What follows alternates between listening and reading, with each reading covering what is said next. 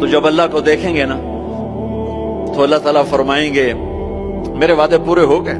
کہا جی پورے ہو گئے۔ کہا اچھا اب اس سے بڑی چیز دے دوں جو دیا ہے؟ کہا جی کیا؟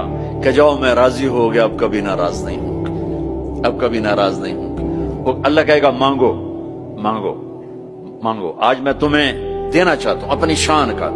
تو کہیں گے یا اللہ ہم جوہانسبرگ میں تیری بندگی تو کرتے تھے پر ایسی نہ کی جیسی کرنی چاہیے تھی، آج تجھے دیکھ کے پتا چلا ہے تو کتنے حسن والا ہے، جمال والا ہے، کمال والا ہے۔ جیسے ہم دنیا میں تجھے سجدہ کرتے تھے نا نماز میں، آج ہمیں ایک سجدے کی اجازت، پوری نماز نہیں صرف ایک، کہ ہم تمہیں یوں دیکھ کے اللہ اکبر کرنا چاہتے اور ماتھا جنت کی زمین پہ ٹیکنا چاہتے۔